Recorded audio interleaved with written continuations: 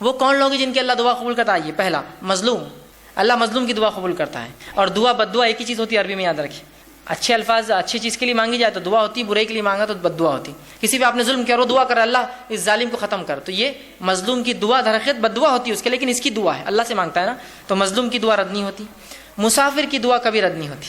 اور اسی طرح فرمایا باپ کی دعا بیٹے کے حق میں کبھی رد نہیں ہوتی. یہ بات یاد رکھیے. عموماً مائیں دعا کرتی بچوں کے لیے، نہیں پہلے باپ کرے. باپ کی دعا اولاد کے حق میں کبھی رد نہیں کرتا اللہ. سمجھ رہے کیوں بتایا گیا؟ اس لیے کہ عموماً باپ دعا کہاں کرتے ہیں، مرد زیادہ دعاؤں کے عادی نہیں ہوتے، عورتیں پھر بھی مائیں بہت کرتی بچوں کے لیے، باپ نہیں کرتا ہے. نہیں، باپ نہیں کرنا چاہیے زیادہ دعائیں. ماں بھی کرے، میں انکار نہیں کرتا ہوں، خوب کرے، لیکن باپ پہلے کرے. اس لیے کہ حدیث میں ہے کہ باپ کی دعا رد نہیں ہوتی بیٹے کے حق میں. ضرور کرے اپنے بچوں کے لیے باپ دعا. آپ وسلم فرماتے ہیں، ابن ماجہ کی روایت ہے، 3 آدمیوں کی دعا قبول ہو جاتی ہے جس میں کوئی شک نہیں، کوئی سیکنڈ اوپینین تھاٹ نہیں. پہلا مظلوم کی دعا، دوسرا مسافر کی دعا، اور والد کی دعا اپنے بیٹے کے حق میں. تینوں چیزیں بہرحال قبول ہوتی ہیں. اسی طرح آپ صلی اللہ علیہ وسلم فرماتے ہیں غازی کی دعا قبول ہو جاتی ہے، ٹھیک ہے، اور حج اور عمرہ کرنے والے کی دعا قبول ہوتی ہے. غازی جو میدان جنگ میں انسان ہے، اور حج اور عمرہ، اس کے تعلق سے آپ نے فرمایا، ابن ماجہ کی حدیث آپ نے فرمایا جہاد فی سبیل اللہ کرنے والا اور حج اور عمرہ کرنے والا اللہ کا مہمان ہے. اللہ نے انہیں بلایا تو وہ آ گئے، لہٰذا اللہ سے اگر وہ سوال کرے تو اللہ انہیں عطا کرے گا. سوال کرے، حاجی بھی مہمان ہے، مجاہد بھی مہمان ہے، سوال کرے بس اللہ عطا کرے گا ان کو. ٹھیک ہے. اسی طرح نیک اولاد کی دعا والدین کے حق میں قبول ہوتی ہے. ہم سے سمجھتے بڑے چھوٹوں کو دے سکتے، چھوٹے ہی بڑوں کو دے دعا. جہاں باپ کی بیٹے کے لیے ہوتی ہے، بیٹے کی باپ کے لیے بھی ہوتی ہے قبول. آپ صلی اللہ علیہ وسلم فرماتے ہیں، مسند احمد کی روایت آپ نے فرمایا کہ ایک آدمی نے اللہ رب العزت سے جب وہ جنت میں جائیں گا تو پوچھیں گا اللہ میرے نام اعمال میں کچھ نیکیاں ایسی ایسی اور ایسی لکھی تھی جو میں نے کی نہیں تھی، کبھی میں نے وہ کام کیے نہیں تھے. تو اللہ رب العزت کو بتائیں گا اور کہیں گا یہ وہ دعائیں ہیں جو تیرا لڑکا تیرے لیے دنیا میں کیا کرتا تھا، اس کے بدلے میں تجھے اجر دے رہا ہوں آج. تو باپ کی بیٹے کے لیے، بیٹے کی باپ کے لیے، دونوں کے ایک دوسرے کے لیے رد نہیں ہوتی. سمجھ رہے ہیں آپ بات کو؟ ٹھیک. اسی طرح آپ صلی اللہ علیہ وسلم فرماتے ہیں اور کہتے ہیں خوشحالی میں جو اور فراوانی میں جو اللہ کو یاد رکھتا ہے، اللہ تعالیٰ تنگ دستی میں اس کی دعاؤں کو قبول کرتا ہے. بڑی اچھی حدیث سنیے، جامع ترمذی کی روایت آپ سے فرماتے اور کہتے ہیں جو شخص یہ پسند کرتا ہے کہ مصیبتوں اور تکلیف اور مشکل حالات میں اللہ اس کی دعا قبول کرے تو اسے چاہیے کہ خوشحالی کے وقت میں خوب اللہ سے دعا کرے. بلکہ ہم تو کبھی بھی بدحالی میں دعا کرتے اللہ سے، خوشحالی میں کہاں یاد آتی؟ خوشحالی میں تو بس معاملہ بالکل وہ ہو جاتا. نہیں، جو خوشحالی میں اللہ کو یاد رکھتا ہے تو اللہ تنگ دستی اور بدحالی میں جو ہے اس کو کیا کرتا ہے؟ یاد کرتا ہے. یاد رکھیے، سمجھ رہے آپ؟ تو اس کی بھی ہوتی ہے. اسی طرح روزے دار کی دعا قبول ہو جاتی ہے. آپ صلی اللہ علیہ وسلم فرماتے ہیں جب روزے دار کوئی روزہ رکھتا ہے، بحقی کی روایت ہے، تو اللہ رب العزت اس کی دعا قبول کرتا ہے. اسی طرح بیمار کی دعا بھی قبول ہو جاتی ہے. اور وہ شخص، وہ انسان جو اپنے بھائی کے لیے دعا کرے، غائبانہ دعا، یاد رکھیے، جو اپنے بھائی کے لیے غائبانہ دعا کرے اللہ رب العزت اس کو بھی قبول کرتا ہے. بحقی کی روایت آپ صلی اللہ علیہ وسلم فرمایا کہا مریض کی دعا یہاں تک کہ وہ ٹھیک نہ ہو جائے قبول ہوتی ہے، اور بھائی کی دعا بھائی کے لیے جب غائبانہ کرے تو قبول ہوتی ہے. اور قبول ہونے والی دعاؤں میں سب سے جلدی جو دعا قبول ہوتی ہے وہ ایک بھائی کے لیے جب دوسرا بھائی غائبانہ دعا، اور بھائی سے مراد یہاں سگا بھائی نہیں، مسلمان بھائی جب دوسرے مسلمان بھائی کے لیے غائبانہ دعا، اس کے موجودگی میں تو کوئی بھی دعا کرتا ہے، غائب پیچھے کرتا ہے پیٹ کے، یہ سب سے جلدی قبول کر لیتا اللہ، اس لیے کہ دوسرے بھائی نے کیا اس کے لیے دعا. دیکھیے یہ تمام باتیں دنیاوی علاج کے ساتھ چل رہا ہے. آپ دنیاوی علاج کراتے ہوئے یہ تمام کام کر رہے ہیں. یاد رکھیے، میں نے یہ نہیں کہا آپ سے کہ آپ دنیاوی علاج چھوڑ دیجیے اور باقی یہی کرتے رہیے کافی ہے. آپ دواخانے بھی جائیے، لیکن پہلے یہ ہوگا اور ساتھ میں پھر علاج کرواتے رہیے اور پھر صبر کرتے رہیے، اللہ سے دعا کرتے رہیے. تو علاج کے ساتھ یہ سب چل رہا ہے، اس لیے کہ یہ دونوں ملیں گے تو شفا ہے. یاد رکھیے. آئیے آپ صلی اللہ علیہ وسلم نے جو بعض دعائیں کی شفا کے لیے اس آپ کے سامنے رکھتا ہوں، بس مختصر رکھوں گا. صحیح بخاری کی روایت ہے، آپ صلی اللہ علیہ وسلم جب کسی مریض کے پاس جاتے تو اس کے جسم پر ہاتھ رکھتے اور یہ دعا پڑھتے اس کی شفا کے لیے. دعا یوں اللہم رب الناس اذهب الباس اشفی انت شافی، کہ اے اللہ انسانوں کو پالنے والے، انسانوں کے رب، اس سے تکلیف دور فرما، اس سے تکلیف دور فرما. اشفی انت شافی، اس کو شفا دے، تو شفا دینے والا ہے. لا شفا الا شفاؤک، تیرے علاوہ کوئی اور شفا دینے والا نہیں ہے. شفاء لا یغادر سقما، ایسی شفا دے کہ جو بیماری کو بالکل نہ چھوڑے. یہ دعا کرتے اس بیمار کے لیے، جب آپ جاتے اس کو پڑھتے اور یہ دعا کرتے کہ مریض پر ہاتھ رکھ کر یہ دعا کرتے اللہم رب الناس اذهب الباس، اے اللہ جو انسانوں کا رب ہے اس سے اس کی بیماری کو دور کر. اور یقیناً جو آپ فرماتے آگے اشفی انت شافی، تو شفا دینے والا، تیرے شفا دینے والا کوئی نہیں ہے. لا شفاؤک الا شفاؤک، تیرے علاوہ کوئی شفا نہیں دیتا. شفاء لا یغادر سقما، ایسی شفا دے اس کو کہ اس کی بیماری کو بالکل نہ چھوڑو. تو ہم بھی جب مریض کے پاس جائیں، کوئی گھر میں مریض ہو جائے، یہ دعا اس کے جسم پر ہاتھ رکھ کے پڑھیے، دیکھے شفا ملیں گی، ساتھ میں علاج بھی بہرحال کراتے رہیں۔ اسی طرح صحیح مسلم کی روایت ہے، ایک شخص نے آپ صلی اللہ علیہ وسلم کے سامنے درد کی شکایت کی، کہا اللہ کے رسول مجھے تکلیف ہو رہی ہے، کسی کا اعضاء میں درد کی شکایت کی۔ نبی اکرم صلی اللہ علیہ وسلم جب یہ سنا، اس کی درد کی شکایت سنی، تو آپ نے فرمایا کہ تو اپنے اس اعضاء پر جہاں تکلیف ہے اپنا سیدھا ہاتھ رکھ اور 3 بار بسم اللہ پڑھ۔ پیٹ دکھ رہا ہے، پیر دکھ رہا ہے، اچانک سر میں درد شروع ہوا، پتہ نہیں لوگ کیا کیا کرواتے ہیں، سنت سے یہ ہے کہ ہاتھ رکھو اور 3 مرتبہ آپ نے فرمایا بسم اللہ پڑھ، اور اس کے بعد آپ نے فرمایا اور کہا کہ 7 مرتبہ پھر یہ پڑھ، 3 بار ہاتھ رکھ کے کہے بسم اللہ بسم اللہ بسم اللہ کے نام سے، اور اس کے بعد 7 مرتبہ یہ پڑھ، اور آپ نے فرمایا اعوذ بعزت اللہ و قدرتہ، کہ میں اللہ کی بڑائی اور اس کی قدرت کی پناہ لیتا ہوں، من شر ما اجد و حاضر، اس چیز سے جو میں محسوس کر رہا ہوں یا جس کا مجھے اندیشہ ہو رہا ہے۔ تو 3 بار پہلے بسم اللہ کہے اور 7 مرتبہ یہ دعا پڑھے، تو رسول اللہ فرماتے ہیں اللہ رب العزت اس کو جو ہے شفا دیتا ہے۔ اسی طرح صحیح مسلم کی روایت ہے، آپ صلی اللہ علیہ وسلم فرماتے ہیں کہ آپ صلی اللہ علیہ وسلم ایک مرتبہ بیمار ہو گئے، جبرائیل علیہ السلام آئے اور نبی اکرم صلی اللہ علیہ وسلم پہ رقیہ کیا، دم کیا ایک دعا پڑھ کر۔ جبرائیل علیہ السلام نے کیا دعا پڑھی تھی؟ حدیث میں لفظ آتے ہیں، آپ صلی اللہ علیہ وسلم نے صحابہ کو سنا کہا بسم اللہ ارقیک، کہ میں اللہ کے حکم سے تجھ پہ جو ہے دم کرتا ہوں۔ جبرائیل علیہ السلام آئے اور رسول اللہ پر یہ دعا پڑھ کر دم کی، بسم اللہ ارقیک، کہ اللہ کے نام سے میں تجھے دم کرتا ہوں، من کل دائن یوزیک، ہر اس بیماری سے جو تجھے نقصان دہ ہے، من شر کل نفس، اور ہر نفس کے شر سے اللہ تجھے محفوظ رکھے، وعین حاسد، اور ہر نظر لگانے والے کی نظر بس سے تیری حفاظت کرے، اللہ یشفیک، اللہ تیری جو ہے تجھے شفا دے، بسم اللہ ارقیک، میں اللہ کے حکم سے تجھ کو جو ہے دم کرتا ہوں۔ یہ دعا جبرائیل علیہ السلام نے نبی اکرم صلی اللہ علیہ وسلم پر دم کی۔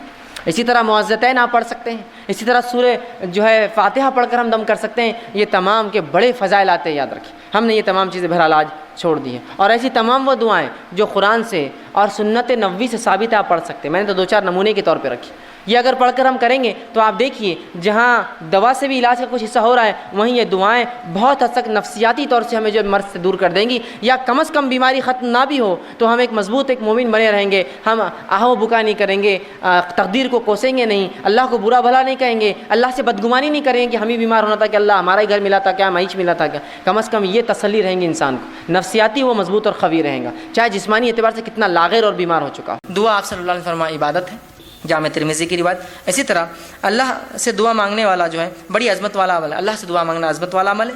ترمذی کی روایت ہے، آپ صلی اللہ علیہ وسلم فرمایا کہ دعا سے زیادہ عظمت والا کوئی عمل اللہ کے نزدیک نہیں ہے، دعا کرنا بہت عظمت والا عمل ہے، اور اس سے زیادہ عظمت والا اللہ کے نزدیک کوئی عمل نہیں۔ اسی طرح دعا تقدیر بدل سکتی ہے، آپ صلی اللہ علیہ وسلم نے فرمایا، یہ بھی جامع ترمذی کی روایت، آپ نے فرمایا اگر کوئی چیز تقدیر کو بدل سکتی ہے تو وہ دعا ہے۔ کتنی افضل چیز ہے نا دعا، سب کر سکتے ہیں ہم اور سب کی قبول بھی ہوتی ہے، تو دعا ہے۔ اسی طرح دعا نازل شدہ اور غیر نازل شدہ تمام آفت اور بلاؤں کا حل ہے۔ آپ صلی اللہ علیہ وسلم فرماتے ہیں، یہ جامع ترمذی کی روایت، آپ نے فرمایا اور کہا جو ہے دعا نازل شدہ آفات اور جو ابھی نازل نہیں ہوئی سب کے لیے نفع بخش ہے، لہٰذا اے اللہ کے بندو دعا ضرور کرو۔ مطلب جو بلائیں تم پر نہیں آئی اور جو بلائیں آئی ہوئی ہیں دونوں کو ٹالنے کا حل راستہ کیا ہے؟ دعا کرو۔ یہ نہیں کہا کہ اے امت مسلمہ کے ولیوں تم دعا کرو، سب سے کہا نا، اگر خاص ہوتی دعا کہ اللہ گناہ گار کی نہیں سنتا تو کہتے نا کہ اے امت مسلمہ کے نیک لوگوں تم دعا کرو، اس لیے کہ جو بلا اتری ہے اور جو اترنے والی ہے وہ اسے ٹل جاتی ہے، نہیں کہا نا، تم سب دعا کرو، ٹھیک ہے، ہم سب سے کہا۔ اسی طرح دعا کرنے والے کو اللہ کبھی محروم نہیں رکھتے۔ دعا کے لیے ہاتھ اٹھانا یہ مسنون ہے، سنت طریقہ، یاد رکھیے، آپ ہاتھ اٹھانا چاہیے دعا کے لیے، لیکن ہاتھ بہت لمبے لمبے نہیں پھیلانا، سوائے اس کے کہ آپ صلی اللہ علیہ وسلم عموماً جب ہاتھ اٹھاتے تو ہاتھ نزدیک ہوتے، ملے ہوئے ہوتے، حدیث میں آتا ہے ہاتھ ملے ہوئے ہوتے، ٹھیک ہے۔ اور جب آپ بہت شدت ہوتی تو ہاتھ کو دور نہیں کرتے، وہاں پر شدت کی دعا تو ہاتھ کھولتے جاتا ہو نہیں، جب آپ شدت سے دعا کرتے تو ہاتھ اوپر کی طرف جاتے، جتنی شدت ہوتی دعا ہوتی کہ بدر میں آپ نے ہاتھ اتنے اوپر کیے تھے کہ آپ کے بغل نظر آ رہے تھے، اور بارش نماز استسقاء میں آپ اتنے اوپر ہاتھ کرتے اور الٹے کرتے کہ آپ کا بغل نظر آتا۔ تو دعا کی شدت جتنی زیادہ ہوں گی آپ ہاتھ اتنے اوپر اٹھائیں گے اللہ کی طرف، اوپر کی طرف، یہ عاجزی کی علامت ہے۔ اور ظاہر سی بات ہے بندہ ہاتھ اٹھا رہا ہے مطلب کچھ مانگ رہا ہے، ایک بھکاری کی حیثیت سے کھڑا ہے، ٹھیک ہے، عاجزی کی علامت ہے۔ میں یہ بھی نہیں کہوں گا کہ ہاتھ کھلے رکھنے دعا نیچے گر جاتی، ایسا نہیں ہے، یہ سب اللہ کا غائب کا معاملہ ہے، لیکن ہاتھ ملانا چاہیے اور ہاتھوں کو آپ اس کی شدت کے اعتبار سے کیجئے، اور قبلے رخ ہونا بھی یہ سنت ہے، یاد رکھ، ٹھیک ہے۔ تو آپ صلی اللہ علیہ وسلم فرمائیں دعا کے لیے ہاتھ اٹھانا مسنون ہے، اور دعا جب کرتا ہے بندہ محروم۔ ابن ماجہ کی روایت آپ نے فرمایا اور کہا تمہارا رب بڑا حیا کرنے والا ہے اور بڑا سخی ہے، بہت دینے والا ہے، اس کو ایک تو شرم بہت آتی اور بہت سخی ہے، بہت دینے والا ہے. تو لہٰذا جب بندہ اس کے حضور میں ہاتھ اٹھاتا ہے تو اللہ کو شرم آتی ہے، میں کیسے نہیں دوں گا اس کو. ایک بے مطلب بہت حیا آتی ہے اس کو کہ کوئی اس کے در پر آئے مانگے اور وہ خالی ہاتھ چھوڑے. تو اللہ کے رسول نے کہا جب بندہ ہاتھ اٹھاتا ہے تو اللہ بڑا حیا دار ہے، بڑا سخی دینے والا ہے، تو اس کو شرم آتی ہے، حیا آتی ہے کہ اس بندے نے جس نے ہاتھ اٹھایا اس کو خالی کیسے جانے دے. تو کچھ نہ کچھ ضرور ڈالتا ہے آپ کی جھولی میں. یاد رکھیے، یا تو چیز کے بدلے چیز، دعا کے بدلے، اس کے بدلے آخرت میں ثواب، یا اس کے بدلے ایک مصیبت ٹالتا ہے، اس لیے کہ اس کو حیا آتی ہے آپ کو لوٹانے کے اندر. ٹھیک ہے، تو ہاتھ اٹھانا ہمارا سنت ہے اور اللہ دعا. اسی طرح جو ہے دعا کے تعلق سے بات آتی ہے، اس کے کچھ آداب ہیں، ان آداب کا بھی لحاظ رکھیں. ان آداب کا ہم لحاظ نہیں رکھیں گے تو ہو سکتا ہے دعا جو آپ کہتے ہیں قبول نہیں ہو رہی ہے، ہم کو لگ رہا ہے اس کا ہو سکتا ہے. آئیے سنیے، دعا مانگنے کے لیے جو ادب رکھنا، جامع ترمذی کی روایت ہے. ایک شخص آیا، 2 رکعت نماز پڑھی، نماز کے بعد اس نے دعا کی، اے اللہ میری مغفرت کر، مجھ پر رحم کر، اور اس کے بعد چلا گیا. آپ نے کہا اس کی قبول نہیں ہوئی. صحابہ نے کہا اس کی قبول نہیں کیوں؟ تو آپ نے فرمایا جب دعا کرو تو سب سے پہلے اللہ کی حمد و ثنا کرو، تعریف بڑائی بیان کیجیے اللہ کی. سورہ فاتحہ ہے، سورہ اخلاص ہے، اللہ کی حمد و ثنا. اس کے بعد مجھ پر درود بھیجو اور اس کے بعد اپنی حاجت رکھو. تو دوسرے صحابی نے سن لیا، فوراً گئے، نماز پڑھی، اس کے بعد الحمد ثنا کی اور رسول اللہ صلی اللہ علیہ وسلم پہ درود بھیجا، اور اس کے بعد جو ہے اپنی دعا کہ اللہ کے رسول نے فرمایا اس کی قبول ہوئی. یہ ادب ہے دعا کا، یاد رکھیے. لیکن کوئی ضروری نہیں کہ آپ جلدی میں ہو، مصیبت میں ہو تو آپ سیدھے پکارے اللہ کو، لیکن جب آپ اطمینان سے دعا کر رہے ہیں تو ضرور اس ادب کا لحاظ رکھیے کہ پہلے اللہ کی حمد و ثنا، نبی اکرم صلی اللہ علیہ وسلم پر درود، اپنی حاجت اس کے بعد رکھیے، اور اس کے اندر بالخصوص اپنی مغفرت کے ساتھ شروع کیجیے، اللہ میری مغفرت، اس کے بعد میرے فلاں عمل اور فلاں عمل اور فلاں عمل. ٹھیک. اسی طرح دعا جامع ہو، کم الفاظ والی ہو، اور 2 ٹوک ہو، ڈائریکٹ ٹو پوائنٹ ہو. جامع سمجھتے آپ؟ کم الفاظ والی. آپ صلی اللہ علیہ وسلم لمبے لمبے الفاظ پسند نہیں کی دعا میں، خوب لمبے لمبے اشعار پڑھ رہے، یہ پڑھنے. جامع ہو. جیسا کہ ایک شخص جو ہے وہ دعا کر رہے تھے اور کہتے اللہ مجھے جنت دے، جنت کے سیدھے ہاتھ پہ اتنے درخت دے، جنت کے الٹے ہاتھ پہ اتنے درخت دے، جنت کی کھیت. تو ان کے والد نے کہا، آپ صلی اللہ علیہ وسلم نے ہمیں منع کیا تھا ایسی دعاؤں کے تعلق سے، ایسی تفصیلی. جامع دعا کرو جنت دے. اب جنت میں سب کچھ مل جائے گا نا، یہ خواہ کیوں کرو تم اتنے جھاڑ ادھر اتنے جھاڑ ادھر، یہ اللہ خود دے دیں گے یہ سب. اور جہنم سے پناہ مانگنا ہے تو صرف یہ دعا کرو اللہ جہنم سے پناہ دے. اتنی تفصیلات کیوں کی جہنم کی، یہ پناہ دے اور وہاں سے پناہ دے، صرف آپ کر لیجیے خالی. سمجھ رہے ہیں بات کو؟ تو جامع ہو، لمبے لمبے الفاظ، تفصیلی نہ ہو. جامع ہو، اے اللہ جنت دے، جنت کی نعمتیں خود مل جائیں گی نا ساتھ میں. اس کو کیا آپ کو ضرورت بولنے کی اتنے جھاڑ، اتنی حوریں، اتنے فلاں، اتنے گھر، اتنے پیسے، ضرورت ہی نہیں ہے نا. جنت مل گئی، سب کچھ آ گیا، جہنم سے بچ گئے، سب کچھ ہو گیا. اتنا کیوں کہ اللہ جہنم کے وہ حصے سے نجات دے اور وہ حصے سے نجات دے اور وہ حصے سے، خالی آپ بول دیجیے بس. بات سمجھ رہے ہیں آپ؟ ٹھیک ہے. تو جامع ہو اور 2 ٹوک ہو. 2 ٹوک. یہ دعا کوئی نہ کرے اللہ تو بہتر سمجھے تو دے، یہ دعا درست نہیں. کیوں؟ اللہ پہ کوئی اتھارٹی ہے کہ جو بہتر سمجھے گا اور نہیں سمجھے گا؟ اس کے پاس تو پوری ملکیت ہے، وہ تو دے ہی سکتا ہے. آپ مانگیے کیا مانگنا ہے آپ کو، بولیے اپنے ڈور اللہ یہ چیز مجھے خیر ہے تو دے دے، ختم. تو چاہے تو خیر دے دے، یہ کوئی آپشن نہیں. اللہ کے اوپر کیا کوئی باس ہے اس کا جو اس کو وہ کرے گا کہ تو چاہے تو مطلب وہ کسی سے پوچھے؟ ڈائریکٹ آپ 2 ٹوک الفاظ میں کیجیے اللہ یہ چیز خیر ہو تو دے دے، بس ختم. 2 ٹوک ہو، مضبوط الفاظ ہو، جامع الفاظ ہو، کم الفاظ ہو، اور اپ ٹو دا پوائنٹ ہو دعا اپنی. اور یہ نہیں کہ اللہ کو آپشنس کے ساتھ تو خیر تو بہتر سمجھے تو دے، بلکہ آپ نے کہا سیدھے اپ ٹو دا پوائنٹ. آپ کہے اللہ اگر خیر ہو تو یہ چیز مجھے دے دے، شر ہو تو اس سے محفوظ رکھ، ختم ہو گیا. 2 ٹوک الفاظ میں کہے، یہ نہ کہے، صحیح بخاری کی روایت یہ نہ کہے کہ جو اللہ تو چاہے تو، بلکہ اللہ کے اوپر کوئی بڑا نہیں، اس کا حاکم نہیں ہے کوئی، وہ خود سنتا ہے، لہٰذا 2 ٹوک الفاظ میں دعا کرو. اسی طرح دعا مانگتے ہوئے دعا کی قبولیت کا آپ کو یقین رکھنا ہوگا دل میں. جب آپ شخص سے دعا کریں گے نا، ہوتی نہیں ہوتی چلو کر لیں گے، لیکن اب دعا نہیں ہوتی قبول آپ کی، اب نہیں ہوتی، چونکہ آپ ایسی بارگاہ میں جا رہے ہیں جو اتنا غنی ہے، جو کسی کو لوٹاتا نہیں ہے، اور وہاں جاتے وقت فقیر یہ سوچے کہ ملے گا نہیں ملے گا، چلو مانگ لیتے ہیں، پھر نہیں ملتا. مانگنے والے کو بالکل ڈٹ کر جانا چاہیے کہ اس دربار سے کوئی واپس نہیں جاتا. یہاں تو بھر دے جھولی کس کس سے چالو ہے، تو رب کس کو کیسے وہ کریں گے، وہ تو دینے ہی والا ہے. تو آپ یقین کریں کہ دعا قبول ہونے والی میری، وہ 3 شکلوں میں، وہ یاد رکھیں ہمیشہ. اور پھر 2 ٹوک الفاظ میں کیجیے، یقین کے ساتھ کیجیے اللہ قبول کریں گا. اور دعا پوری توجہ اور یکسوئی سے کیجیے، دعا میں خشوع ہو، جیسا نماز، روزہ، زکوٰۃ، حج، ذکر و اذکار، تلاوت قرآن میں خشوع. تو اسی طرح خشوع ہو، یہ نہیں کہ آپ بہت سے لوگ دعا کرتے ہیں ہاتھ چالو ہے بس کچھ تو بھی چل رہا ہے، بس مطلب کوئی ان کو دعا میں خشوع نہیں، بس اور یہاں آمین چل رہا ہے معاملہ. خشوع کے ساتھ، عاجزی انکساری کے ساتھ، یکسوئی کے ساتھ. یہ جامع ترمذی کی روایت آپ نے فرمایا اللہ تعالیٰ سے قبولیت کے مکمل یقین کے ساتھ دعا کرو، اور یاد رکھو اللہ تعالیٰ غافل اور بے دھیان دل کی دعا نہیں سنتا اور قبول نہیں کرتا. غافل بے دھیان دل بس کر رہے اللہ بس میرے والدین کو فلاں کر دے، لیکن غافل ہے، آپ ادھر دیکھ رہے ادھر دیکھ رہے، یہ کام کیسا چل رہا، وہ کیسا ہو رہا، مسجد میں کیا کیا ہو رہا، گھر میں کیا کیا ہو رہا ہے نا، تو پھر دعا قبول نہیں ہوتی، یاد رکھیے. اسی طرح دعا کے ادب میں یہ ادب بھی ہے، دعا مانگنے سے قبل اپنے گناہوں کا اعتراف کیجیے اللہ کے سامنے.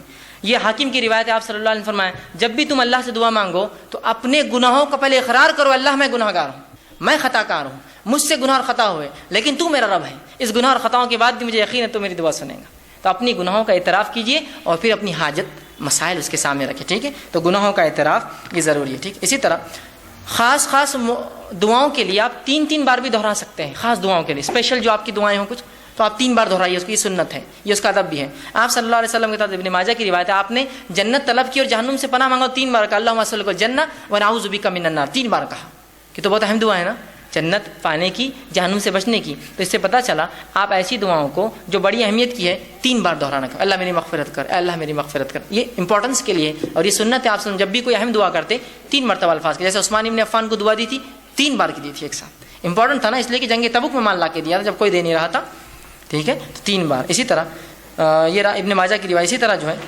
جامع ترمذی کی روایت ہے، آپ نے فرمایا اور کہا کسی دوسرے کے لیے دعا مانگنے والے کو پہلے اپنے لیے دعا کرنی چاہیے، پھر دوسرے کے لیے مانگنا چاہیے۔ اگر کوئی آپ سے کہا بھائی میرے لیے دعا کیجیے تو آپ صلی اللہ علیہ وسلم فرمایا پہلے اپنے لیے مانگ اور پھر اس کے لیے وہ چیز مانگ، اس لیے کہ پہلا محتاج تو وہی ہے جو مانگ رہا ہے اور پھر وہ ہے جس نے مانگنے کا کہا۔ تو جب بھی کوئی آپ سے دعا کہے تو ضرور اپنے لیے مانگیے پہلے اور پھر اس سامنے والے کے لیے بھی دعا کیجیے۔ اسی طرح جو یہ ابو داؤد کی روایت ہے، آپ صلی اللہ علیہ وسلم نے فرمایا کہ دعا جو ہے جامع ٹھوس الفاظ لیکن زیادہ معنی والوں سے دعا مانگنی چاہیے، مطلب تھوڑے ہو، ٹھوس ہو، مضبوط ہو اور زیادہ اس کا معنی اس کے ساتھ کرنا چاہیے۔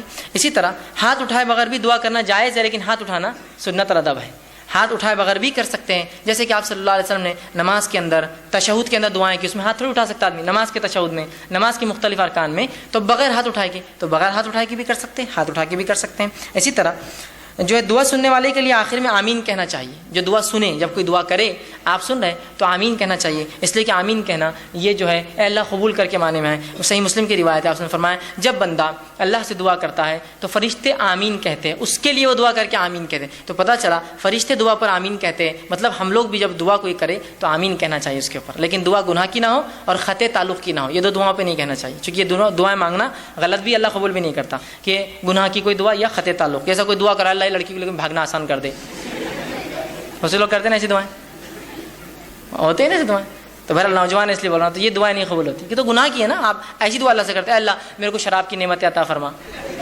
ہے نا، میرے لیے جوا چرس گانجا یہ سب آسان کر، میرے کلب کو جو سٹے کا ہے اس کو خوب چلا، ہے نا، لوگوں کو خوب بیمار کر تاکہ میرے دواخانے میں آئے، گناہ کی ہے نا بھائی، بیمار لوگ ہوتے رہیں گے، دواخانے آتے رہیں گے، الگ چیز ہے، آپ دعا نہیں کر سکتے، اس کی گناہ ہے نا، ایک غلط چیز کی دعا کر رہے ہیں آپ، سمجھے؟ جیسے پنکچر کسی نے دکاندار تو آپ کیا دعا کریں اللہ خوب پنکچر ہو گاڑیاں اس شہر میں میرے پاس آئے، پنکچر تو فطری چیزیں ہوں گی، آپ دعا نہیں، آپ یہ کریں گے اللہ میرے رزق میں برکت دے، اب وہ کیسی ہوں گی وہ ایک الگ چیز ہے، آپ بات سمجھ رہے ہیں، یہ دعا ہونی چاہیے، تو گناہ کی دعا نہیں ہونی چاہیے۔ اسی طرح معمولی سے معمولی چیز بھی اللہ سے مانگنا چاہیے، معمولی بہت معمولی چیز ہے اللہ سے مانگیے، ہم لوگ سمجھتے نہیں بڑے مسئلوں میں اللہ کو لانا چاہیے، معمولی مسئلے میں نہ کو اللہ کو جو خواہ لانے کا نہیں، ہر مسئلے میں اپنے رب سے تعلق جوڑیے اپنا، اور معمولی دعا بھی آپ صلی اللہ علیہ وسلم سنیے کیا فرمایا، جامع ترمذی کی روایت ہے، انس بن مالک رضی اللہ عنہ فرماتے ہیں آپ نے فرمایا اور کہا تم میں سے ہر ایک اپنی ضرورت اللہ سے مانگے، حتیٰ کہ جوتے کا تسمہ لیس بھی ٹوٹ جائے تو اللہ سے مانگے اللہ نہیں لیس چاہیے، اور اگر نمک کی کمی ہو تو اللہ سے مانگے اللہ نمک چاہیے مجھے۔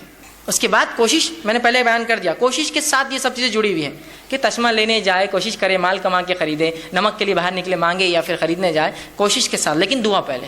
کوئی مشکل کوئی مصیبت، اگر کسی نے کیا ارے گاڑی پنکچر ہو گیا اللہ میری مدد کرے اس معاملے میں، گاڑی پنکچر ہو گئی میری، کوئی بھی چھوٹی سے چھوٹی لیس تو کتنی چھوٹی چیز ہے نا، کوئی بھی مصیبت ہو اللہ سے فوراً دعا، اس کے بعد کوششیں اپنی جاری رکھیں۔ اسی طرح دعا کرتے وقت اپنا رخ قبلے طرف رکھنا یہ بھی سنت ہے، آپ صلی اللہ علیہ وسلم نے جنگ بدر کا جو میں نے واقعہ رکھا تھا آپ قبلے رخ ہوئے، یہ مسلم کی روایت ہے، اور دعا کی جس کے الفاظ صحیح مسلم کی روایت کے یوں ہیں، عمر بن خطاب کہتے ہیں جنگ بدر میں رسول اکرم صلی اللہ علیہ وسلم نے مشرکین مکہ پر ایک نظر ڈالی ان پہ، جب کھڑے ہو گئے تھے آمنے سامنے تو وہ 1000 کی تعداد تھے، جبکہ آپ صلی اللہ علیہ وسلم کی صحابہ کی تعداد 319 تھی۔ پھر فرمایا رسول اللہ صلی اللہ علیہ وسلم نے قبلے رخ طرف کیا اور اپنے ہاتھ اللہ کے حضور پھیلائے اور پکار کر دعا کرنے لگی، پکار کر دعا کیا۔ وہ دیوار جو گرنے کو تھی جس کو خضر علیہ السلام اور موسیٰ علیہ السلام نے بنا دیا تھا، تو جب موسیٰ علیہ السلام نے سوال کیا تو خضر علیہ السلام نے بعد میں اس کا جواب دیا، تو انہوں نے جب سوال کیا کہ اس بستی والوں نے نہ تو ہم کو کھانا دیا نہ رہنے کو جگہ دی، پھر ہم نے اس دیوار کو کیوں بنا دیا؟ تو انہوں نے جواب دیا کہ اس دیوار کے نیچے خزانہ ہے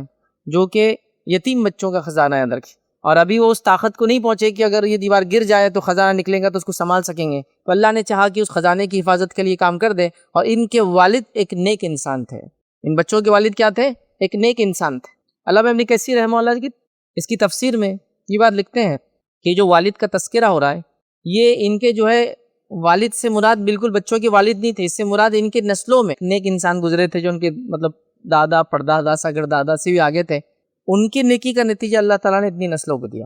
اگر اس کو لفظاً بھی لے لے کہ وہ والد مطلب بچوں کے والد، تو اس سے پتہ چلا کہ والدین کی نیکی کا بدلہ بچوں کو ملا۔ تو انسان کی نیکی کا، عمل صالح کا، تقوی کا، پرہیزگاری کا، دعا کا، استغفار کا، صبر کا، شکر کا دنیا میں بدلہ ملتا ہے، آخرت میں تو ہے ہی، مطلب یہ تو طے شدہ بات ہے۔ اور بات ہم نے رکھی تھی یہ کہ اگر دنیا میں کسی وجہ سے حکمت سے اللہ رب العزت نے اس کو بدلہ نہیں بھی دیا، تو آخرت میں تو انہی کے لیے فائدہ ہے جو دنیا میں ایمان و عمل صالح اور اس کے مطابق جو چیزیں بتائی کر کے گئے ہیں۔ اس بات کو ہم سمجھ لیں۔ تو آئیے دو اصول ہم نے دیکھے تھے۔ سب سے پہلا تھا ایمان اور عمل صالح کرنے کی بنیاد پر اللہ دنیا کی اچھی زندگی دیتا ہے، اور یہ سب سے اہم نقطہ تھا، سب سے پہلے رکھا میں نے۔ دوسرا نقطہ تھا یاد رکھیے نماز قائم کرے۔ نماز قائم کرنے کے کئی دنیاوی فائدے، جس میں سے ہم ایک نفل نماز کے تعلق سے دیکھا تھا، گناہوں کو مٹاتی ہے، نیکیوں میں رغبت پیدا کرتی ہے، اور ساتھ میں بیماریوں سے انسان کو بچاتی ہے، وہ ہے نماز تہجد ہم نے دیکھا تھا۔ اب آئیے تیسرا وہ عمل جس کے کرنے سے ایک دنیا کی بہترین زندگی ملیں گی، یاد رکھیے وہ عمل ہے، یاد رکھیے تقوی۔ اور تقوی کی خصوصیت یاد رکھیے یہ ہے کہ یہ بے روزگاری سے، غربت سے، قرضوں کے بوجھ سے، بیماری سے، دنیا میں آئی ہوئی مشکلوں سے انسان کو نکال دیتا ہے۔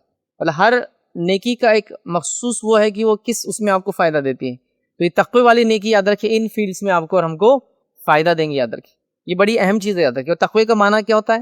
تقوی کا معنی یہ ہے کہ اللہ کا خوف رکھنا، اور بندے کو اللہ تعالیٰ کی نافرمانی اور حرام کام سے جو خوف روک لے وہ تقوی ہے۔ تقوی کا معنی کیا ہے؟ کہ اللہ کا ایسا خوف رکھنا کہ بندہ حرام کام سے، اللہ کی معصیت سے رک جائے، تو یہ ہو گیا تقوی۔ تو جو بھی شخص اللہ کے ڈر سے، حرام کام سے، معصیت سے، گناہوں سے، برائی سے رک جاتا ہے، اس کو ہم کہیں گے متقی، تقوی والا، اور اسی کو کہتے ہیں تقوی۔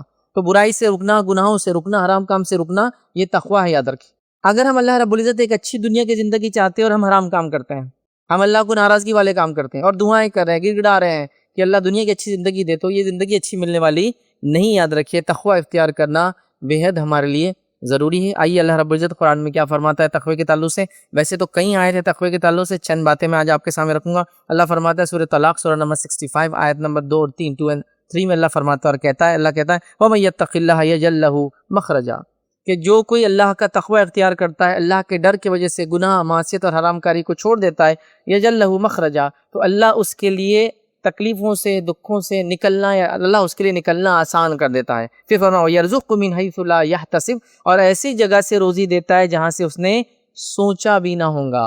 اس لیے میں نے کہا کہ یہ بے روزگاری کی روزی ڈائریکٹ قرآن نے کہہ دیا کہ روزی ایسی جگہ سے دیں گا جہاں سے سوچا نہیں ہوگا۔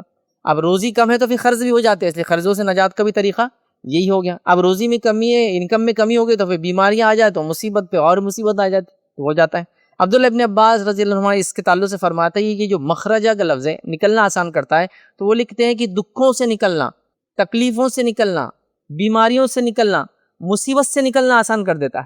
تو ایک تقوی ہے اور کئی اس کے، یا جس کو کہیں گے لا تعداد دنیاوی فائدے، یاد رکھیں۔ تو تقوی بڑی اہم چیز ہے، یاد رکھیں، ہمیں اس کو اختیار کرنے کی کوشش کرنا چاہیے۔ تقوی یہ ہے کہ اللہ کے ڈر سے ہم گناہ کو چھوڑے اور نیکی میں آگے بڑھتے چلے جائے، یاد رکھیں۔ تو بڑی اہم بات ہے۔ تو یہاں اللہ نے فرمایا کہ جو کوئی اللہ کا تقوی اختیار کرتا ہے، اللہ اس کے لیے نکلنا آسان کر دیتا ہے اور ایسی جگہ سے روزی دیتا ہے جہاں سے اس نے گمان بھی نہ کیا ہوگا۔ بہت ایک لمبا واقعہ ہے، چونکہ وقت نہیں، بس شارٹ میں واقعے کو رکھتا ہوں کہ نبی اکرم صلی اللہ علیہ وسلم کے زمانے میں ایک صحابی تھے، ان کو گرفتار کر لیا گیا۔ ان کے والدین اللہ کے رسول صلی اللہ علیہ وسلم کے پاس آئے تو اللہ کے رسول نے ان کو توبہ، استغفار اور تقوی اختیار کرنے کی نصیحت کی، اور اس کے بعد وہ والدین چلے گئے، انہوں نے یہ کام کیا، اور ان کا بیٹا جو گرفتار تھا وہ کہتے ہیں کہ میری بیڑیاں تھیں میرے پیروں میں، وہ بیڑیاں اچانک رات میں ٹوٹ گئی اور میں نے ایک جانور وہاں سے لیا، مطلب اونٹ ایک لیا، میں اس پہ سوار ہوا اور دوسرے اونٹ بھی اس اونٹ کے ساتھ میرے پیچھے چلنے لگے۔ پھر جب وہ مدینے واپس آئے، اپنے والدین سے ملاقات کی، والدین بڑے خوش ہو گئے، نبی اکرم صلی اللہ علیہ وسلم کی مجلس میں ہو گئے فجر کے بعد، اور ان سے کہا کہ اللہ کے رسول ایسا ایسا میرے ساتھ ہوا، اور اب یہ اونٹ بھی میرے ساتھ آ گئے، میں تو ایک اونٹ لے کر بھاگا تھا لیکن یہ دوسرے اونٹ بھی ساتھ میں آ گئے، یا دوسرے جانور بھی ساتھ میں آ گئے۔ تو نبی اکرم صلی اللہ علیہ وسلم نے پھر یہ آیت پڑھی کہ جو اللہ کا تقوی اختیار کرتا ہے اللہ اس کے لیے نکلنا آسان کرتا ہے اور ایسی جگہ سے روزی دیتا ہے جہاں سے اس نے گمان بھی نہ کیا ہوگا۔ کہا یہ اونٹ تمہارے ہیں، اب انہوں نے گمان بھی نہیں کیا تھا اس روزی کا۔ اونٹ ظاہر سی بات ہے ایک مہنگا جانور ہوتا ہے، یاد رکھیے، سستا نہیں ہوتا ہے اس زمانے میں، کیونکہ انہوں نے بچنے کے لیے اس کو وہاں سے لے لیا تھا، یاد رکھیے، باڑے میں سے نکال لیا تھا، جہاں بھی تھا لے لیا تھا۔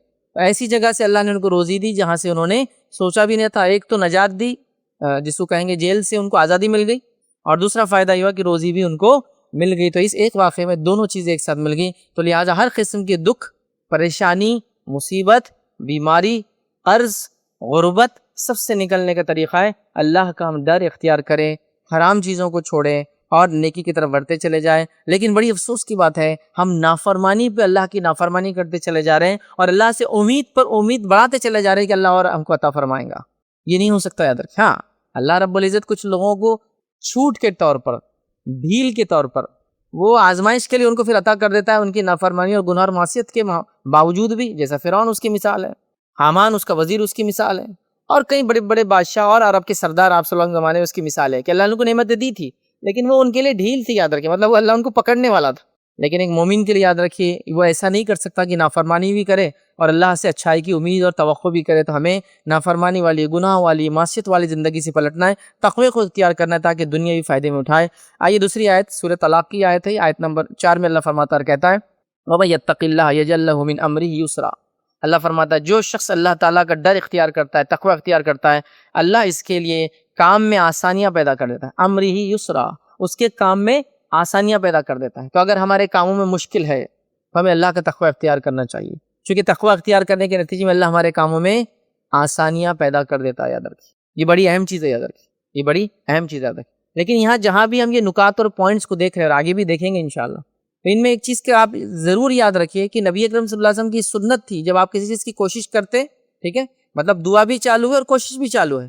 تو جب ہم تقوی اختیار کریں تو کوششوں کو نہیں چھوڑنا ہے. مطلب اس کا یہ ہرگز معنی نہیں کہ گھر میں جانماز ڈال کے بس وہاں بیٹھ جاؤں اور میں نے تقوی اختیار کر لیا اب دنیا کو میں کمانے نہیں جاؤں گا. نہیں, وہ آپ اس کے لیے نکلنا ہے اس کے لیے. تو ان تمام کے اندر انسانی کوشش ہمیشہ شامل ہے, سوائے اس کے کہ انسان ایسا مجبور ہو جائے کہ انسانی کوششوں سے کچھ ہو نہیں سکتا.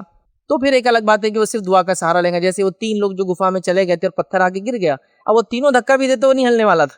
تو تب تو انہوں نے صرف اللہ رب العزت سے وسیلہ لیا اور دعا کی. لیکن عام حالت میں آپ کو اور مجھے کوشش کے ساتھ یہ سب چیزوں کو بھی کرنا ہے. تو تقوی اختیار کرنے کی بات ہو رہی ہے, ٹھیک ہے. تو اس کا یہ نہیں کہ دنیا داری چھوڑ دینا, چونکہ ایک تصور آتا ہے دنیا چھوڑ دو تو تقوی آ جائیں گا, دنیا چھوڑ دو تو ہم نیک انسان. دنیا ویسا نہیں ہے, دنیا میں رہتے ہوئے, حلال کام کرتے ہوئے, یہ تمام چیزیں کرتے ہوئے اس چیزوں کو اختیار کرنا ہے. تو لہٰذا تقوی ہمیں اختیار کرنا ہے. دنیا کی بہترین زندگی ہم کو عطا ہوں گی اور آخرت میں انشاءاللہ عزیز یہ تقوی ہماری نجات کا باعث اور ذریعہ بنے گا. یاد رکھیے تو تقوی بڑی اہم چیز ہے, یاد رکھیے اس کو ہم اپنانے کی جو ہے کوشش کریں اور ہر قسم کے نیکیوں کرنے کو, ہر قسم کے گناہوں سے بچنے کی کوشش کرے. چونکہ گناہوں کی ایک صفت ہے, یاد رکھیے, چاہے چھوٹے ہو چاہے بڑے ہو, یہ چنگاریوں کے مانند ہے. جیسے آپ کہیں گے چھوٹے چھوٹے گناہ تو مجھ سے ہو رہے ہیں, لیکن یہ چنگاریوں کے مانند ہے. جب ایک ایک چنگاری جا کے جمع ہونا شروع ہو جائیں گی تو ایک بڑی آگ بن جاتی ہے تھوڑے دن بعد, یاد رکھیے. تو لہٰذا ہم گناہوں سے, معصیت سے اپنے آپ کو بچائے, تقوی اور اس کو اردو زبان میں بولتے پرہیزگاری اختیار کرے. پرہیزگاری احتیاط کرنا چیزوں سے, حرام کام سے بچنا, معصیت سے بچنا اور نیکی کی طرف رغبت پانا. آئیے چوتھا اصول جس کو اپنانے سے دنیا کی ایک بہترین زندگی انشاءاللہ اللہ رب العزت ہم کو عطا کریں گے, یاد رکھیے وہ چوتھا اصول ہے توبہ اور استغفار.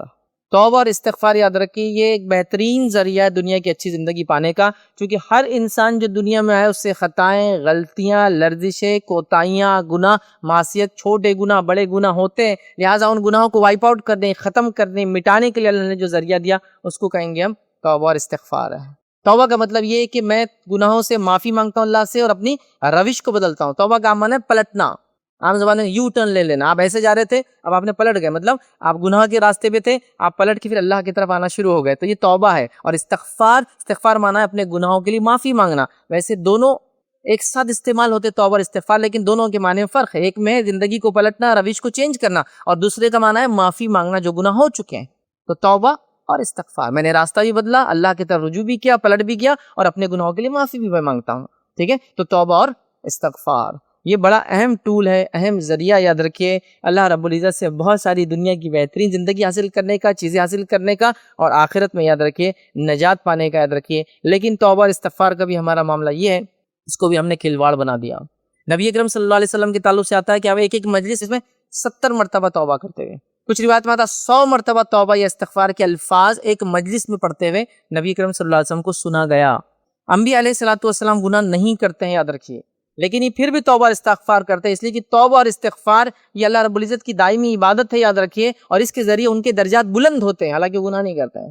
ہم گناہ کرنے کے باوجود بھی یاد رکھیے توبہ اور استغفار ہمارے پاس غائب ہے، بلکہ توبہ اور استغفار کو ہم نے مذاق کا موضوع بنا دیا۔ اگر کوئی انسان استغفار پڑھ لے، دوسرا پوچھتا کہاں ہے، مطلب کیا دیکھا مجھے بھی تو بتا، تاکہ مجھے بھی تو موقع ملے استغفار پڑھنے کا، تو وہ کہاں پوچھ رہا ہے اس سے؟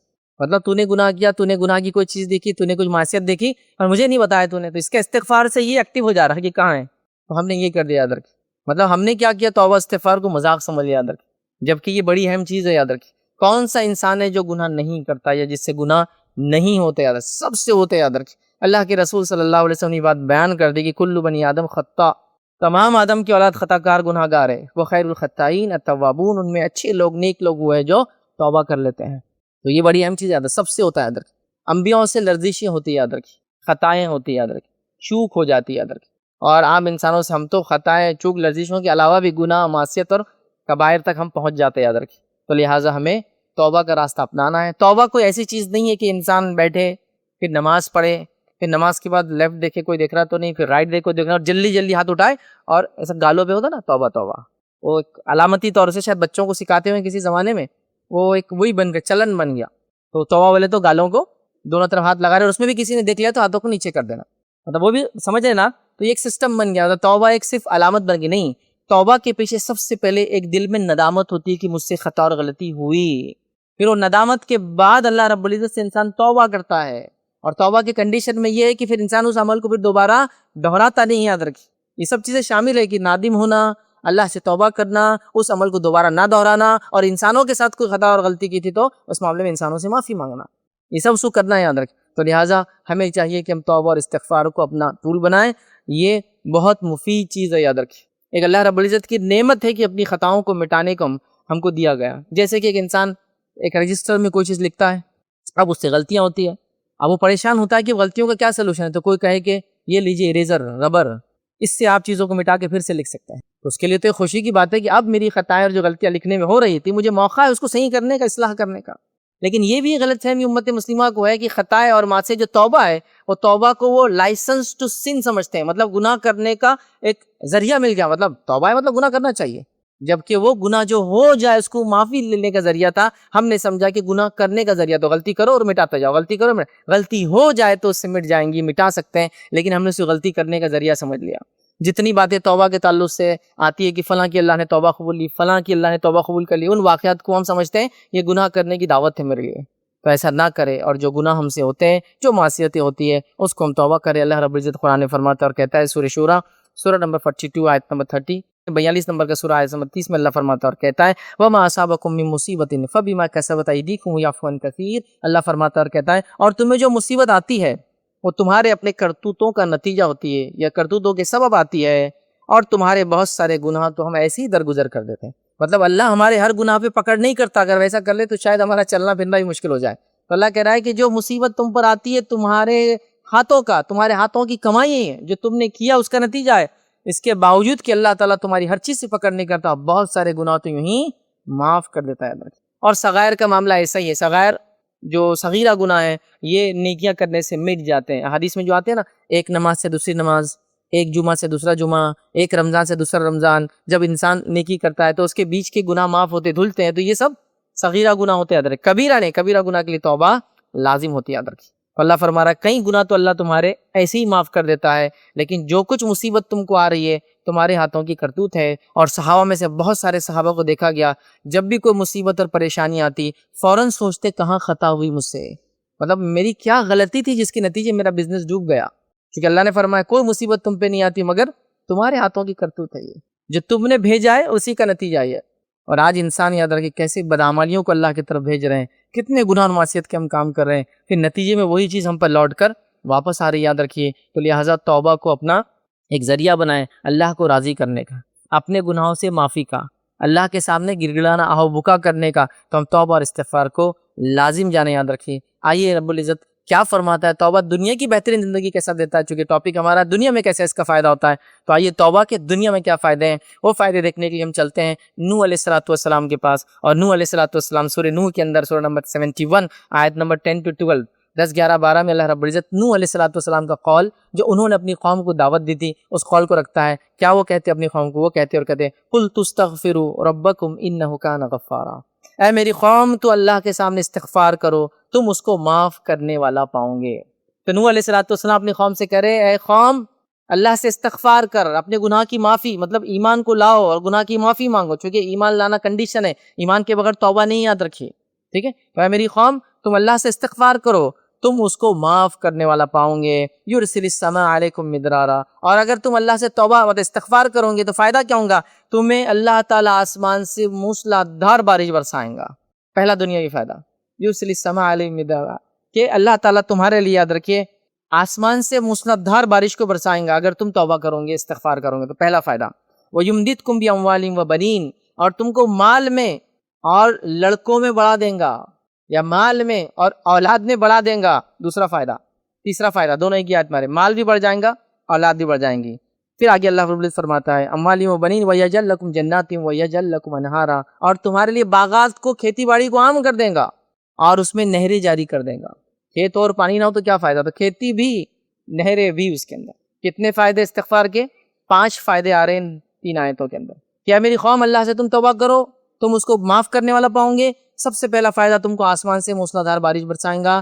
آدمی کتنا بھی ایڈوانس ہو جائے ٹیکنالوجی میں اور سائنس میں، سب چیزوں میں، آج بھی اس کو ترقی کے لیے آسمان کی طرف ہی دیکھنا پڑتا ہے، چونکہ بارش ہوں تو پورا سسٹم پھر اکنامیکل چلتا ہے۔ بارش نہ ہو تو کہیں بھی آپ دنیا میں رہے، آپ کا تعلق تو IT سے ہے، میرے بارش سے کیا لینا دے رہا کہ بارش ہوں گی تو میرے چپس اگیں گے اور میرا نہیں ہے، لیکن بارش کا اثر آپ کی سیلری پہ پڑ جاتا ہے، بارش کا اثر مہنگائی پہ پڑ جاتا ہے، بارش کا اثر ماحول میں آپ کو سمجھ میں آیا تھا، لائٹ جانا چالو ہو گئی، سبزیاں مہنگی ہونا چالو ہو گئی، فلاں چیز کے دام بڑھ گئے، سروس چارجز بڑھ گئے، تنخواہیں کم، چونکہ اب کچھ روزگار نہیں، چونکہ لوگ سافٹ ویئر خرید رہے نہیں آپ کا، تو پانی، بارش، آسمان کی طرف آج بھی انسان کو دیکھنا پڑتا ہے۔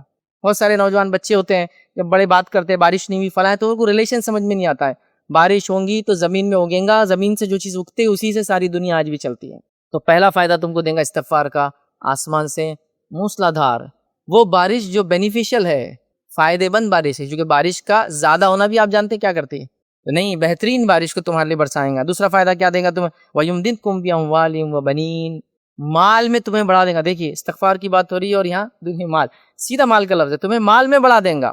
حالانکہ یہاں رزق بھی کہہ سکتے ہیں، رزق میں ساری چیزیں، لیکن یہاں مخصوص ہے مال میں تمہیں بڑھا دیں گا، ٹھیک ہے؟ مال اور دولت ہم بولتے ہیں عام زبان میں، لیکن مال کیش اینڈ کرنسی ہے، دولت اسٹیٹ کو بولتے ہیں، زمین کو بولتے ہیں اور جائیداد کو بولتے ہیں۔ تو مال میں تم کو بڑھا دیں گا، اور آپ سب جانتے ہیں کیش کیا ہے، اس سے ساری دنیا میں چیزیں آپ لے سکتے ہیں، اور اولاد میں تم کو بڑھا دیں گا، اضافہ کر دیں گا، ٹھیک ہے؟ پھر آگے فرمائیں اور تمہیں باغات عطا فرمائیں گا اور اس میں نہریں جاری کر دیں گا، چونکہ باغ ہونا لیکن اس میں پانی ہونا بھی ضروری ہے۔ یہ ساری فیسلٹی بولیں گے صرف توبہ کرنے کے نتیجے میں، استغفار کرنے کے نتیجے میں۔ حسن بصری رحمۃ اللہ علیہ موجود ہے اور ان کے ساتھ ان کے اسٹوڈنٹس بیٹھے ہیں، ایک شخص آ کر کہتا ہے کہ ہمارے پاس بارش نہیں ہو رہی، ہم کیا کریں؟ تو کہا جاؤ استغفار کرو۔ دوسرا ایک تھوڑی دیر بعد سائل آیا، اس نے آگے سوال کیا مجھے اولاد نہیں، میں کیا کروں؟ تو کہا جاؤ استغفار کرو۔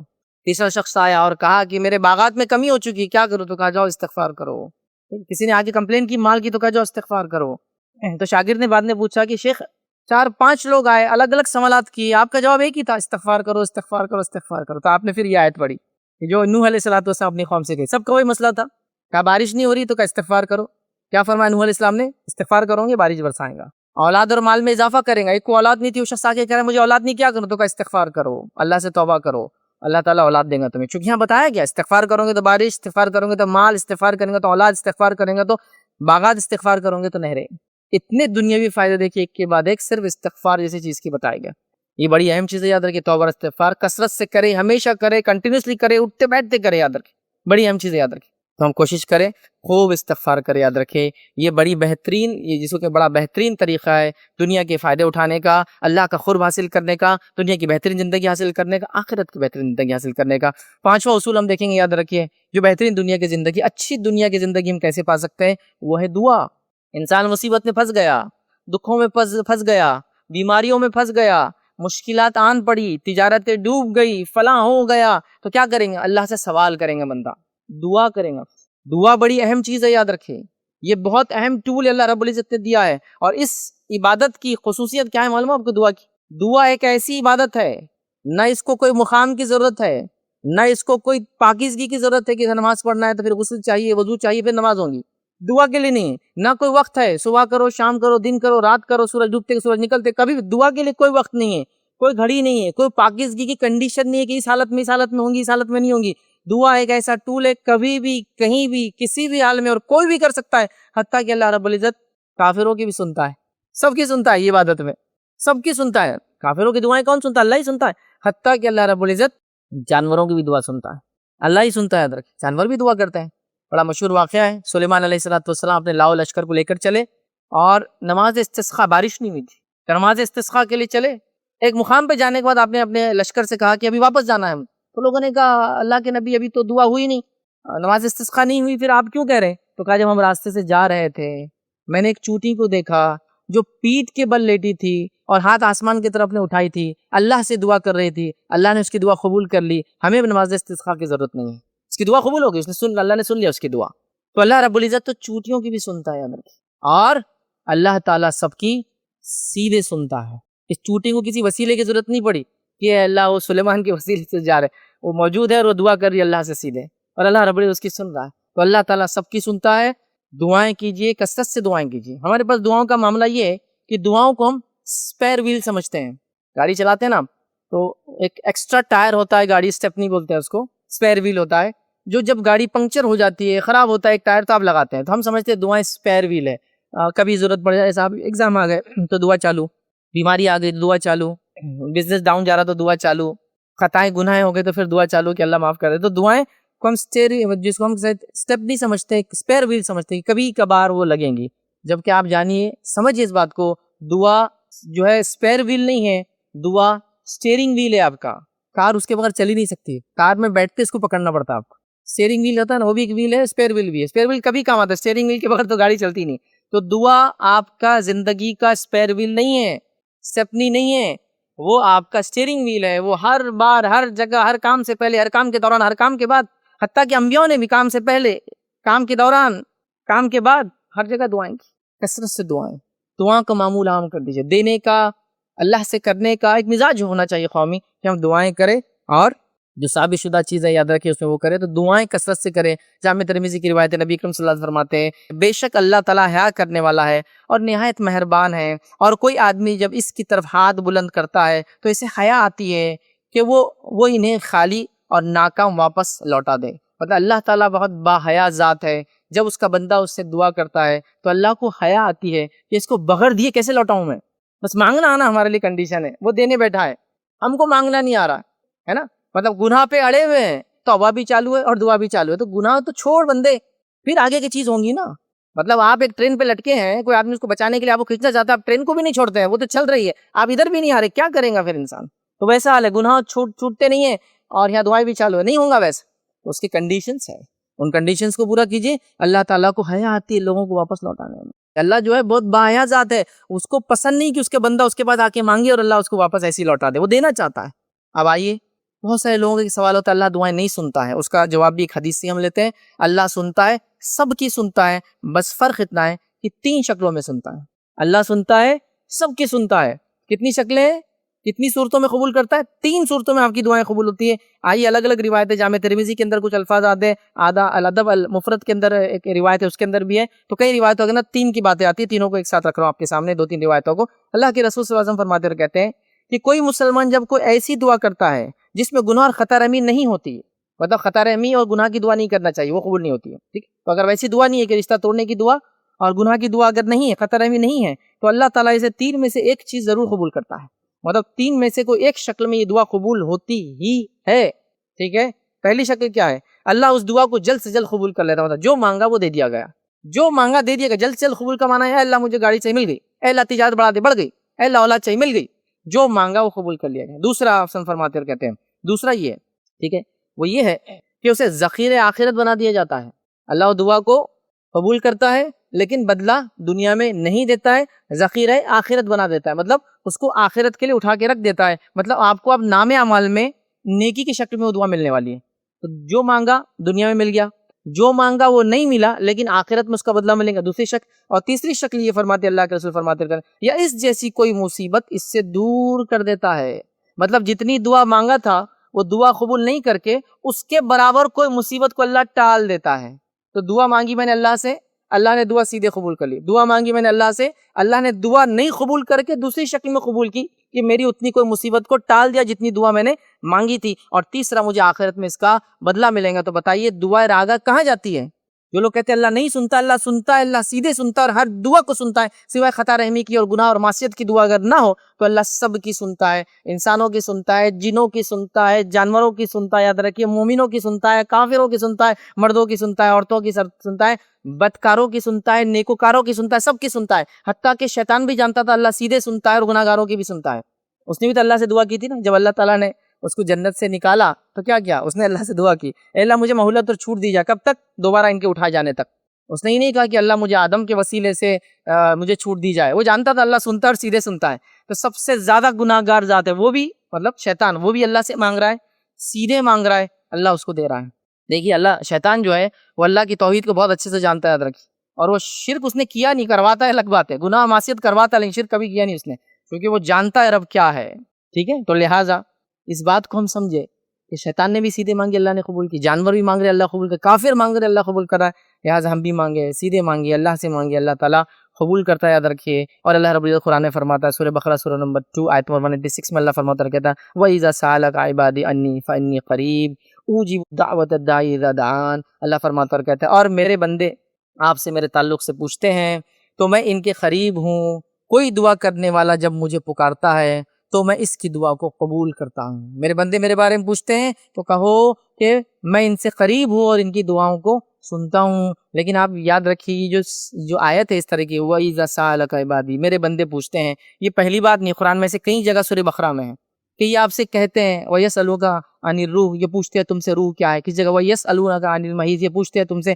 حیض کے بارے میں کیا ہے، وَيَسْأَلُونَكَ، یہ سوالات ہے تو وہاں ہمیشہ جواب آتا قل کہہ دیجئے، قُلِ الرُّوحُ مِنْ أَمْرِكُمْ، کہہ دو کہ روح میرے رب کا حکم ہے، ٹھیک ہے۔ تو اسی طرح وَيَسْأَلُونَكَ عَنِ الْمَحِيضِ، وہ پوچھتے تم سے محیض کے بارے میں، قل کہہ دو کہ یہ جو ہے ناپاکی ہے، اذیت مطلب ایذا دینے والی چیز ہے، اس طرح سے آیت چل دی قل، لیکن اس میں یاد رکھیے وہی ہوا وَإِذَا سَأَلَكَ عِبَادِي، میرے بندے انی میرے بارے میں پوچھتے ہیں، قل نہیں ہے اس کے اندر، انی قریب، سیدھا مطلب دوسرے سوال میں اللہ کے رسول کو بولا گیا آپ کہیے میں قریب، میں یہ، آپ کہیے فلاں ہے، لیکن جب یہ کہا کہ میرے بندے میرے بارے میں سوال کرتے ہیں تو یہ نہیں کہا آپ کہیے انی قریب، وہاں سمجھ رہے نا آپ، وہ قل کا لفظ بھی نہیں ہے وہاں، مطلب ہر جگہ دوسری جگہ سوال میں اے نبی کہہ دو، اے نبی یہ سوال کرتے آپ کہہ دو، آپ کہہ دو، یہاں آپ کہہ دو نہیں، حال ترجمے میں یہی لکھا جاتا ہے کہہ دو، یہاں موجود نہیں عربی کے اندر، مطلب یہاں اللہ نے سیدھا کہا میں ان سے قریب ہوں، اتنا قریب کہ مجھے یہ بھی کہنے کی ضرورت نہیں کہ نبی آپ کہہ دو کہ میں قریب ہوں، کیا انی قریب، میں ان سے قریب ہوں اور ان کی دعاؤں کو سنتا ہوں جب بھی وہ مجھے پکارتے ہیں، تو بس پکارو۔ سب سے بہترین ایام اللہ کو پکارنے کب ہے؟ آدھی رات کو پکارو، مطلب وہ جو سحر کا وقت ہے، بارش ہوتے وقت پکارو اللہ کو، یہ قبول ہونے والا وقت ہے، اذان سے لے کر اقامت کے بیچ میں پکارو، جمعہ کے دن عصر سے مغرب کے بیچ میں پکارو، ہے نا، تو یہ سب اوقات ہے جس میں دعائیں جلدی قبول ہوتی ہیں، تو بہرحال ہمیں پکارنا چاہیے، یاد رکھیے۔ اور اللہ کے رسول صلی اللہ علیہ وسلم، صحیح مسلم کی بڑی مشہور روایت ہے، جس پہ ہم بات ختم کریں گے، جس میں اللہ کے رسول صلی اللہ علیہ وسلم فرمایا کہ اللہ رب العزت فرماتا اور کہتا ہے کوئی ہے جو مجھے ہر رات، جب رات کا آخری پہر سحر کا وقت ہوتا ہے تو اللہ آواز دیتا ہے، کیا کوئی ہے جو مجھ سے دعا مانگے میں اس کی دعا قبول کروں، اور کیا کوئی ہے جو مجھ سے سوال کرے میں اس کے سوال کو پورا کروں، کیا کوئی ہے جو مجھ سے گناہوں سے معافی مانگے اور میں اس کو معاف کروں۔ یہ رات کے آخری پہر میں ہر روز یہ ندا آواز لگائی جاتی ہے، تو ڈیلی یہ چیز ہو رہی ہے کہ اللہ آواز لگا رہا ہے مجھ سے مانگو، میں قبول کرنے بیٹھا ہوں، اور ہمارا حال یہ ہے کہ ہم دعائیں نہیں کر رہے ہیں، تو لہٰذا اپنے دنیاوی حالات کو بدلنے کا ذریعہ دعا ہے، لیکن دعا کچھ کنڈیشنز کے ساتھ آتے ہیں، ان کنڈیشنز کو بھی ہم کو فلفل کرنا ہے، پھر دعائیں کرنا ہے، تو اللہ رب العزت ہمارے ہاتھوں کو کبھی خالی واپس نہیں جانے دیں گا، لیکن آج ہمارے ہاتھ خالی لوٹتے ہوئے نظر آ رہے ہیں، مصیبت، دکھ، پریشانیاں، تکلیفیں شخصی اعتبار سے، علاقائی اعتبار سے، امت کے اعتبار سے آ رہی ہے، اور امت کے پاس کوئی سلوشن نظر نہیں آ رہا ہے۔ لوگ سوال کر رہے ہیں کہ اگر تم اللہ رب العزت کی چہیتی قوم ہو تو تمہارے ساتھ یہ کیوں، تمہارے حالات ایسے کیوں؟ اس لیے کہ ہم نے وہ طریقہ بھول گئے جس طریقے سے دعاؤں کو مانگنا چاہیے۔